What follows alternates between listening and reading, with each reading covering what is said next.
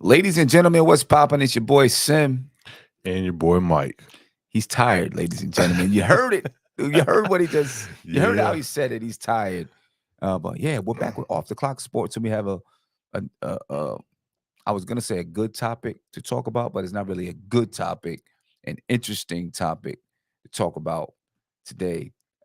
Is there an issue with domestic violence in the NBA?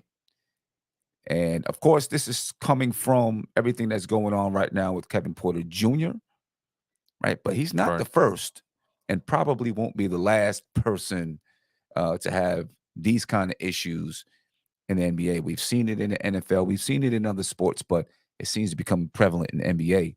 Um, I want to get into it, man. You know, we Let's all know go. what's going on with Kevin Porter Jr. right now. He's been accused or it's alleged um, that he committed felony assault with a strangulation charge in a New York hotel against his girlfriend. All right. He was accused of breaking a bone in her neck. It has since come out that he did not break the bone. It was something that was there previously, a displacement or something like that. I forgot the exact word. So now he's looking to get that second degree assault charge taken off or whatever it was, but he still has a strangulation charge and other things. He can do 7 years in prison, all right, based on the charges that are being held against him. And look, when you talk about Kevin Porter Jr., you know, he's not a stranger to trouble. No, he's Okay. definitely not. He's not a stranger to trouble. 2019, he was suspended by USC for personal conduct issues, right? The exact reasons have been sealed and unknown. All right. In 2020, accused of punching a woman, charges were not pressed. Also in 2020, he was arrested for handling firearms in a vehicle, marijuana possession, and driving without a license. In 2021, he had a verbal altercation with the Cavs GM for moving his locker. I mean, you know, that's on the list, but that's those things happen on a basketball team, right? You have Right. verbal altercations with, you have arguments Yeah. with coaches and things like that. I don't know how deep that altercation actually went. 2021 sustained minor injuries in a Miami strip club altercation. All right. And then in 2022, he had a dispute with the Rockets coach, John Lucas, at halftime, angrily left mid game. Again, that's another thing that, that's basketball stuff, basketball related. I don't know if, you have that on a list, right? But then in 2023, felony assault and strangulation charges. So Whew. listen, he has a history, right? Mm-hmm. He has a history, no doubt about it. And we're going to get into some things with Kevin Porter Jr. Is his career in jeopardy and things like that? But do you think domestic violence and even just violence is an issue with the NBA right now? The way the media kind of puts it out there, if you just paid attention to what the media puts out there, yeah, it is. But to say that majority of the NBA or even half the NBA has issues with this type of violence or any other type of violence, I think is probably overstating it a little bit. Okay. I don't think it's that high.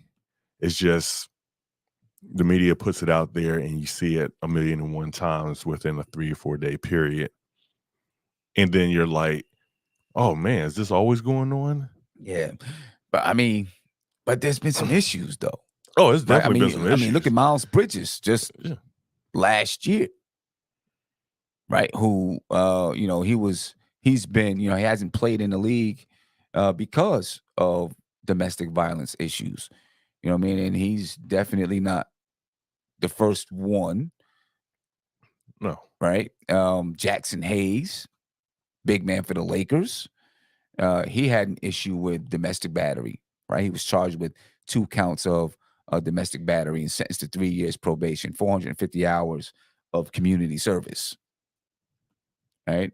You have Jeffrey Taylor in 2014 pleaded guilty to a domestic violence charge. He was suspended by the league for 24 games. And he pushed his girlfriend, slapped her arm, punched a hole in the wall near the hotel room. Right, 2016, Sacramento Kings point guard Darren Collinson pleaded guilty to a misdemeanor count of domestic violence after assaulting his wife. She had visible body injuries. Right, he received an 8-game suspension. I mean, you can go way back, right? Jason Kidd, Jason Richardson, Matt Barnes. I mean, a lot of stuff. You know what I mean? Jabari Bird, Rajon Rondo, Chauncey Billups, Kristaps Porzingis had some allegations against him that went deeper than just domestic violence, but an alleged rape. Right. I don't know what. I don't know. I guess I'll ask this: Do you? We don't know. Agents, teams, they know the history of these players, right? But you never know what's gonna happen when, as someone's getting older and they grow, they're maturing. You don't know what type of things are gonna come out of them. But how much do you think, because these guys are in the NBA, they're making millions, they have a sense of entitlement, and if somebody is not doing what they want or uh, um, pleasing them in a way that they feel like they should be pleased or served or whatever it is, that some of these guys feel like, I'm so and so. I make Yeah. this amount of money. I'm entitled to this. And because of that, struggle with their temper or anger or things like that. I don't know. I think that's a big part of it because if you think about it, these guys probably knew they were going to be in the NBA or some type of star late middle school, early high school time period, Right. Right. which means their peers knew what they were going to be, which means they were probably given everything, Everything. Everything. everything, Everything. and no one Right. said no Right. ever. And then you couple that with some of these people, some of these guys are coming from, backgrounds where their families struggle, Yeah, right? And coming from neighborhoods where, violence is the norm. You know what I mean? And so yeah, now all of a sudden they have this sense of entitlement because, yeah, I'm this, I'm that. I've been giving everything. I'm, playing on AAU teams. People are giving me this, giving me that. And now somebody's telling them no, or someone's not yeah, doing what they want. You know what I'm saying? And I'm not making an excuse for them. All I'm saying is, for a young man, you might know how to deal with that. You're talking about players who are 21, 22, 23 years old. They're still learning who they are. You know what yeah. I mean? And so now all of a sudden they got all of this money, they get all of this attention. They're used to everybody telling them yes, and then somebody tells them no about anything. I'm not talking about sex. I'm just talking about anything. Right. Somebody tells them no, and all of a sudden they're like, They get "No, what infuriated. the hell does no mean?" Yeah, You know what I'm saying? And they don't not sure how to um not sure how to uh handle. control that anger. Yeah, You know, I think also when you talk about players, every day training, right? And every sport, I think there's this, there's this. You're telling players you got to be tough, right? You got to play with an edge. You know what I mean? You can't punk down from nobody. You can't be soft, and you don't want that on the court. There's no doubt about it. I don't. You don't want it on the court, right. right? But we see it. We see it every day. Being preached. Like, you watch a game and you see one player, punk another player, and the commentators, like myself included, yo, how come none of his teammates jumped in the other dude's face for him? How they just gonna let him step over top of him like that? Or you know what I mean? Right. Because basketball is a physical sport. It's a contact sport. So you're expected to have some toughness to you. How much do you think, like, some players maybe can't turn that off when they get home? can't. You know, You don't get no training to turn that off. right, And how do you know how to turn it off? right. You You know, know, in our everyday life, our simple everyday life, every day out here in the real world, hmm you have to figure it out on your own. right, So what makes you think a dude that's getting paid millions and millions of dollars who never got the word no said to him knows how to turn that off right. at all? I guess my question that's a good point, right? You know, every day, you know, we have to learn as men how to turn it off, how to leave. And some men know, some men don't, Yeah. right? Oh Some yeah. men don't. Yeah. Obviously, there's issues with domestic violence. Um, issues with domestic violence. Some men don't. How do but when you get but now you get this extra push to be tough, this extra push to be physical and aggressive and stuff like that. You know, um, how do you teach them to turn it off?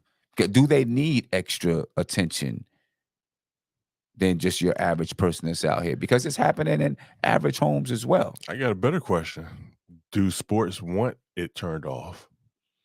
When they Because they go want home, they want these players. Of course, they don't want them to do anything crazy off the court, right? but they want these players wired. They do. They do. They do. It sells tickets. Sells. People want to see that aggression out there on the court. Yeah. You know what I'm saying? Um, And but then unfortunately, that's a even harder switch to turn off. right. You That's what I'm right. That's what I'm saying. Like, how do you turn that off? Of course, the league doesn't want the black eye, Right. no pun intended, but maybe that was a bad choice of words. Okay. Not really a good choice of words, Right. but Maybe that was a bad but we're gonna sidestep that. yeah, the league doesn't want that kind of a reputation. Right. You know what I'm saying? You know, they don't want that reputation. So obviously, you know, they want them to be aggressive on the court, on the field, but they don't want them to do it at home. Whether or not it's that they sincerely care about the people that's at home or they want to protect the league, they don't want it done at home. Oh, You know what I'm yeah. saying? And it could be both of them. Um, so is there something that the league should be doing? I I'm maybe more so for each team to take on that role, because I mhm, think that'd be a smaller, a easier task for each team to have in place, some type of guidelines for these guys to, before they come into the league or as they're coming into the league, um, to make sure they're under, some type of anger management there you go. type courses. Some type of because I think they have guidelines. Their contracts give them a guideline, Hmm. right? Um, maybe anger management, or maybe you have players who don't have anger management, but maybe if you have some kind of, you know, when they're getting into the league, you know, maybe training. We take training every year, right? You Yeah, know, because we coach teenagers. So we take training about sexual abuse and about violence. You know, we take training that how just how to deal with teenagers, how to deal with parents, all of those type of things, right? We yeah, take that training every single year. Maybe it is something that they need to have players sitting through at the beginning of the year when they're coming in training camp. You know what I mean? yeah, Taking a day and just refreshing them on ways to avoid issues that might happen at home because you can imagine, and obviously this doesn't happen with all the players, right. right? Because we hear about a few of them, but you can imagine for some players the pressure that's going on at home, right? Wife is at home, maybe children. All right, they got the money to take care of the children because they're in the NBA. There's a minimum salary. Obviously, you have some players who are on 10-day contracts are making a lot less money, like G League players or two-way players Right. making a lot less money. But your average NBA players, making millions of dollars. So financially, they should be good, right? But that doesn't mean their wife isn't at home taking care of the kids while the husband, he's out playing ball all over the country. And you know what comes along with that, Yeah. right? You Yeah. playing ball going all over the country, you know, it's it's women all over the country. Right. You know what I'm saying? So you know what comes along with that. So in some of these relationships, there's pressure at home. You know what I mean? Oh yeah, There's definitely. got to be some pressure at home. And, maybe it is something that the league should, just at the beginning of the season, have some courses or some workshops or whatever it is that just talk about, hey, if you're having some pressure at home, here's some things that, here's some resources for you. Here's some things that maybe you can do, you know what I mean, to help players be able to alleviate some of those pressures at home. Because I can only imagine um, that, that some of the tension that could go on. And then, if you have someone who doesn't know how to control their anger, those tensions lead to violence, you Yeah. know? Um, I don't know. It It's a difficult one. Just suspending. I don't know if it's the league's responsibility. I guess that's what I'm getting at. Is it the league's responsibility to provide that, or is it the team's responsibility? Is it or is it just the player's responsibility to say, I need some help? But I mean, if you can help a player avoid it, it's going to help your league. It's going to help the player. It's going to help, you know, yeah. the home life for the player. It's going to help all of that. If you can at least provide some resources, and maybe they do. I don't know. I mean, if you're most people who deal with anger management probably don't know they probably get mad to that extent, and they probably not looking to get too much help. They probably realize like they get angry, but they Mhm. probably don't know how angry they get. Right. They don't realize. Right. They don't Yeah, realize the extent of it sometimes exactly. until they see it on video or whatever. Right. And it's probably hard to rely on the player to be like, yeah, I need help. That's true. Help me with this. Right. It's just like an alcoholic. They're not Right. going to know. Right. They just think they're just drinking and having a good time. Right. In reality, everybody They else is blasted. miserable around Everybody's them. looking at it like, what the heck is wrong? Yeah, Right. they blasted. Yeah.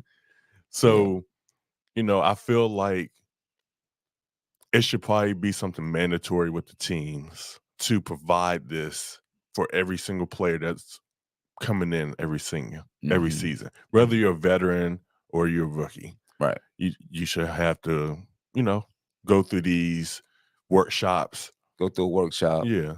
Yeah. And maybe even like newly married couples or boyfriend and girlfriends and stuff, they should do some couples counseling that's geared to this type of lifestyle. Right. Right. Because that lifestyle is completely different from me and you type of lifestyle where Yeah.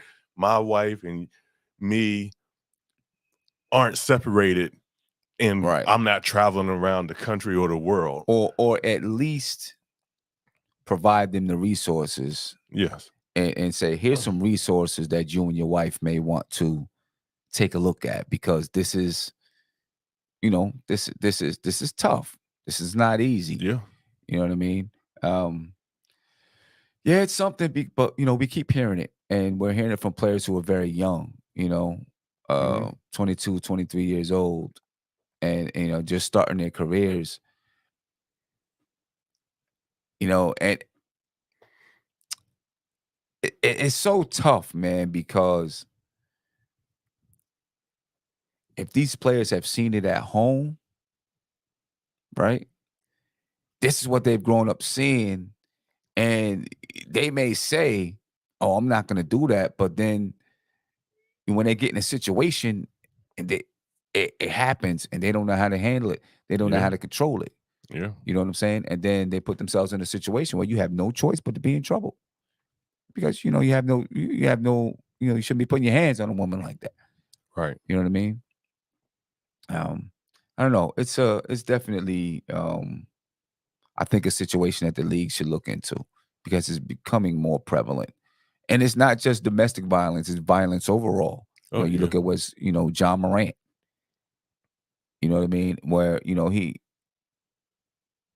I mean, he's dealing with some personal issues, but there's not really gunplay, but he's I mean, didn't he you know hit that was a 16 or he did. 17-year-old kid? Yep, yep, yep. So But he's showing guns and stuff. Gilbert Arenas was doing that, brought a gun into the locker room and things like that. That was a long time ago. yeah. But there's been a lot of issues, of course, throughout the league. Um, but right now, with what's going on in society, with gun violence and violence, you know what I mean? There's no way it's not going to find its way into the league. Oh yeah. It's Yeah. going to. You know what I mean? And I think the league should, if they want to protect themselves, protect the players, protect people from becoming victims, they should try to step in and do what they can. We're not asking them to be saviors, Right. but at least provide some resources, provide the proper resources, make connections with doctors and counselors, therapists, and things like that who can help some people out. If you see those things, if you see signs of it, you know what I mean? Right. Um,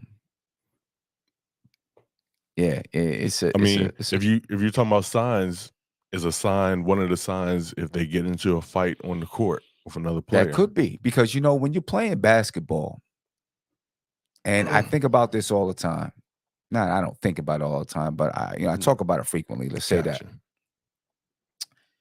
when you're playing basketball, it really does bring about raw emotion, unfiltered. You know what I mean? Yeah. Now, some players learn how to filter those emotions so that they don't get texts thrown out the games and things like Mhm. that. But for a lot of people, I mean, this is just raw emotion that you see from guys out there on the court. I don't know how many players that I've had where we had to teach them anger management through basketball, and Yeah. teach them techniques to control their anger because when they get out there and they're playing, anxiety is high, emotions are high, and they don't know how to handle it. End up getting into arguments, getting into fights. I remember I had this kid, I can say his nickname. His name was Twin, Mhm. right? Hard-nosed player, great defender, Right. hard-nosed player. And we was in Atlanta at a basketball tournament.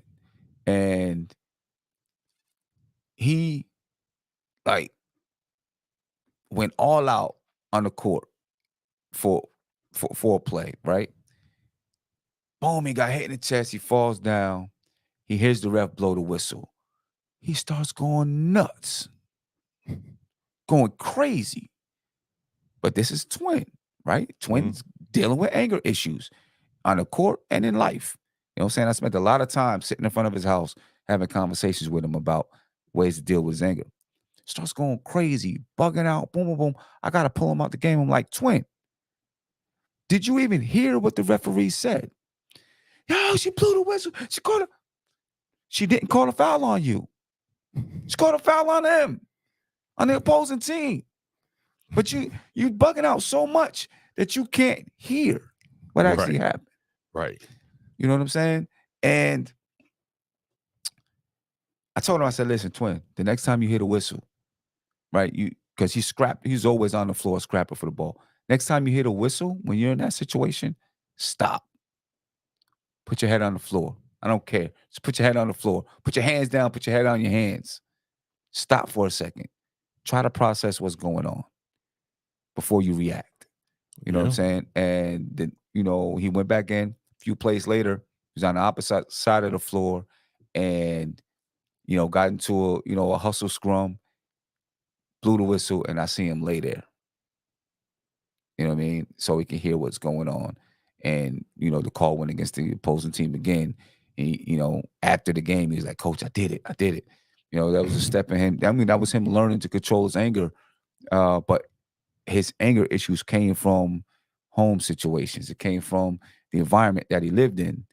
You know what I mean? And so he's like it's something that he can't control yet. Like he can't, like no one can control what they feel. You can control the reaction to what you feel, but you Right. can't control what you feel. Right. You know what I'm saying? He didn't know how to control those reactions, and that's what we were trying to teach him.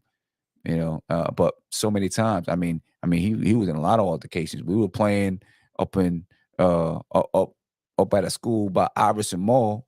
Forgot the name of the school back there. Um, we was in a big game, not a big game, but we was in a game against a team from Charles County, from our own neighborhood, Right. right? And there was, chipping, chapping, talking, yipping and yapping. And Twin comes down on a fast break. Dude just wham, clotheslines him. Oh. Like seriously clotheslined him. You know what I mean? Mhm. Because he was angry, right? Twin, now we've been through a lot. Twin is a senior now. We've been through a lot. And Twin pops up and heads straight to the bench. And he sat down. He's like, Coach, you know what I'm saying? I'm trying not to get, because he had some things going on outside of basketball. He couldn't get in trouble. Like, Right. Coach, I'm trying to keep this cool. I'm trying not to get in trouble. You know what I'm saying? It became crazy. Like, we was blowing the team out. So they called the game. There was only one way in the gym, one way out the gym. Mm. Right. So they put, I made my guys sit down. Their guys sat down. And for whatever reason, whoever was the referees, they had those guys leave before we left the gym. They had to walk past us to leave. That was dumb, Right. right? Why wouldn't you have us leave first? So we had to put a line of coaches and parents in front of our bench and all the way out into the hallway, right? Right. And so they walk past, they're talking garbage. Our players are talking garbage. I'm standing in front of them. Me and my assistant at the time standing in front of them, making Right. sure that they stayed seated. They had to walk down all the way down to the other end of the hall. And then we had to walk back and go back into a bathroom that was over here. You know what I'm saying? It was a big fiasco. Wow. It's crazy. You know what I'm saying? It was crazy. But anger management, anger issues. Yeah. That raw emotion is out there on the basketball court. You know what I mean? And you learn a lot about a player when they're on the court. Can they handle their emotions? What do they do? You know what I'm saying? And you see little things happen. You know what I mean? And it is so I think you can notice things. Yeah. And when you start to notice things from a player, it's something that the teams need to address, because for the most part, it's not just something that's going on at home. No. You're gonna see that they can't control their anger in other areas and other places. Oh yeah. You know what I'm saying? Yeah. Now, the emotion and the feelings that happen at home is something that I find a lot of young men struggle with handling, because those feelings get so deep and emotions get so deep. Sometimes they don't know how to handle it. No. You know what I mean? It's tough, man. It's tough. Oh yeah. It's tough. Yeah. It's tough. But and when I'm saying it's tough, I'm not saying as like let's feel bad for these guys. I'm not saying it's tough like that. No. I'm saying it's a tough situation for the league. Those guys who abuse a woman, throw them under the jail, whatever. Right. You know what I mean? Throw them under the jail. Because they shouldn't. Throw them under the jail, then give them some help under there. Hopefully they can come back up ground and be good and be all right. Right. Because they definitely need some help. But I don't want to see any woman get abused. No. Especially in the fashion this happened. Yeah. Yeah. Do you think we read his rap sheet, Kevin Porter Jr. Whew. Not his rap sheet, but I get it. Yeah. Issues that he's had. Yeah. Do you think he's ruined his chances in the NBA? Do you think his career is done? Has he ruined his career? Whew, boy. He's ruined his career if he's found guilty for anything at this point. If he's not found guilty, he might be able to get like a pity chance or one more chance.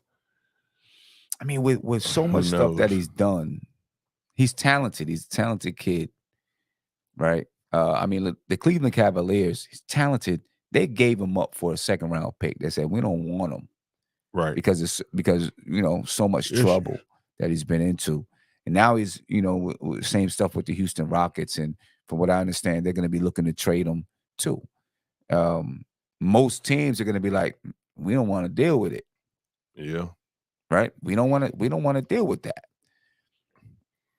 And he's not a superstar. He's not a superstar. There's too many players, too many talented players out there for the league for teams to be like, yeah, we're going to take a chance on Kevin Porter Jr. with everything that he's been in. Like you've got to be Ja Morant. They're going to take a chance on. Yeah. Right. Yeah. They're going to continue to take a chance. They want him to get better, get him the help that he needs, but they're going to continue to take a chance on it. Kevin Porter Jr. No. I think he might have wrote his ticket out the league. He might be on his way to China or someplace else. And the way I'm still kind of confused on the whole, the vertebrae thing, because he's trying to get that charge dropped, right? Because it apparently didn't happen. That didn't happen when they were during in the there. violence. Yeah.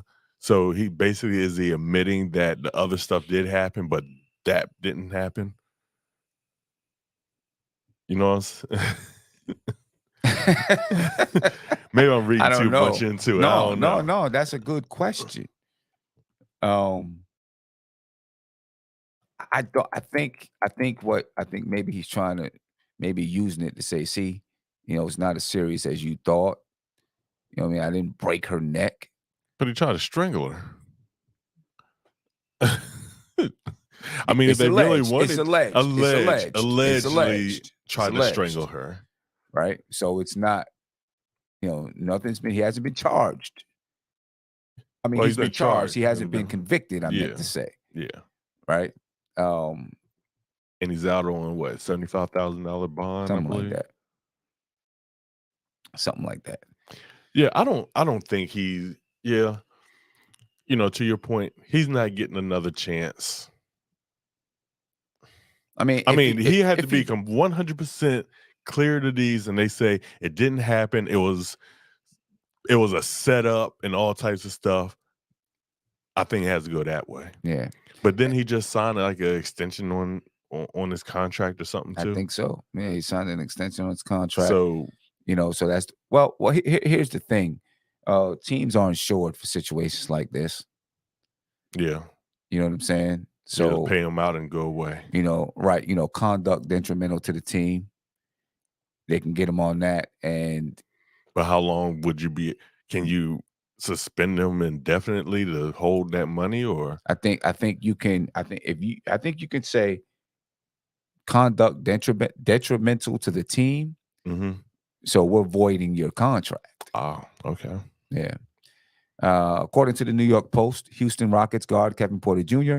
is asking the Manhattan District Attorney's Office to drop second-degree assault charges after it agreed Porter didn't break his girlfriend's neck during an alleged hotel beating. All right. Porter, 23 years old, was arrested Monday for allegedly relentlessly beating and choking his girlfriend, former WNBA player Kaiser Gondrezick. Did that better than me. Hopefully I said it correctly. Inside their room at the 4-star Millennium Hilton New York Hotel in Midtown Manhattan. Prosecutors initially said the savage beatdown left Gondrezick with a fractured vertebrae. All right, but documents reviewed by the Post showed the fracture was actually a congenital defect and did not come from the alleged charges. All right. A fact that the DA's office has now conceded according to his defense team. All right, but now Porter's team is asking the office to immediately drop the second-degree felony assault charge against him, which carries a maximum penalty of 7 years imprisonment. Right? If the charges get dropped, Porter still faces second-degree strangulation and third-degree assault, and he would face a maximum of 7 years behind bars if he was convicted on the strangulation charge. Okay. So I mean, right now I can listen. Houston's gonna have a hard time trading him. Oh, he's not But if I tradable. was Houston, I wouldn't want to pay him during this time either. Mm-mm. But are their hands kind of tied right now? I don't know. Because he's just charged. So, Right. and I'm That's pretty the sure the thing. NBA hasn't finished their investigation. That's the thing. He's charged. Right. He's not convicted. Right. Because So I mean, so yeah, they are kind of yeah, hands are kind of tied right now until somebody's investigation is because done. if you say, listen, we got to let this guy go for conduct detrimental to the team, and then it comes out that he's not convicted, he comes out to be innocent or whatever. Now he can bring them up on charges possibly. But when you look at some of the things he's done, I'm pretty sure they'd be smart and say it's not just this. Look at this other stuff that he's done. Right. I think they would try to use that, right? Oh yeah. Yeah. Listen, Kevin Porter Jr. He has a $63.4 million contract with the Rockets. Due back on the court to play basketball October 16th. Same day as court. Same day he's supposed to be back in court. He's due back on court the 16th. Due back in court on the 16th. But they have a preseason game on the 16th. They have a preseason game on the 16th. Yeah, he won't be playing in that preseason game. And then a tip-off, a couple of weeks later? Yeah, the 24th is when the season begins, 24th to 25th.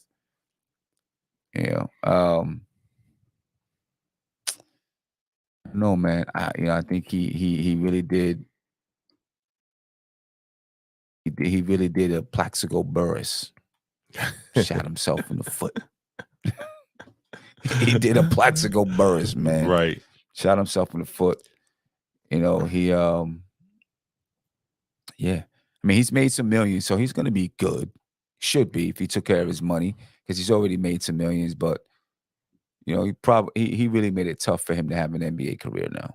Oh yeah, definitely. Yeah, and he needs some help. He obviously needs help.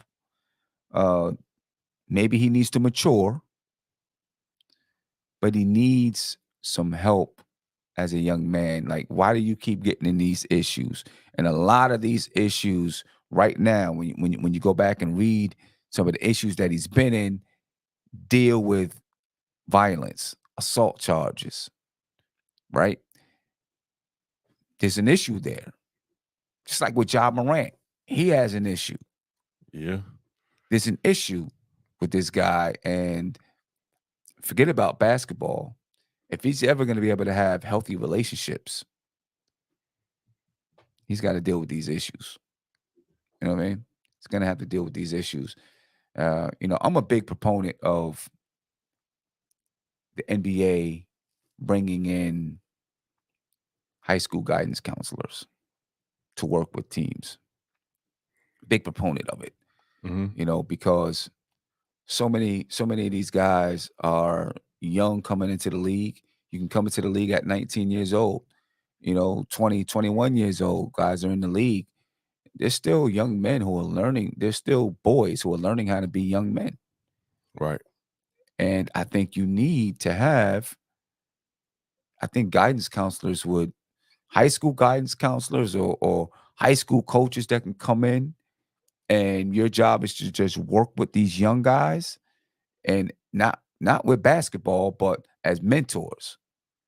Yeah. You know what I'm saying? Because they're trained to work with young people.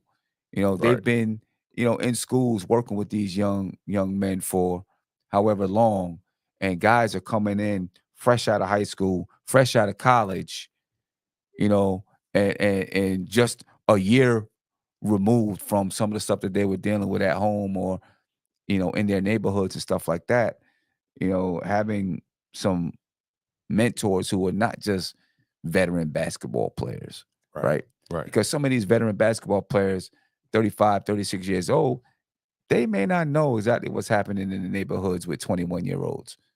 They don't. You know what I'm saying? Yeah. So if you have people who've been in public schools, like they know what's going on out there. You know what I'm saying? And what's happening. And you can, maybe get a little bit more guidance with some of these guys. You may have to every few years rotate those people out so you get somebody fresh in who's coming fresh from the neighborhood or from that environment. So you're always up to date with what's going on with the young kids, as they're coming into the league. But I think it's something that's necessary. Yeah. I think it is. Anyway, ladies and gentlemen, serious issue, serious topic. It's the reason why we went cold turkey without with no overlay. You know what I mean? Just us up here chopping it up. It's a serious topic, man. Hopefully, I don't know. Hopefully the NBA can do something. Yeah. It was a good topic to bring in light. And unfortunately we had to talk about it.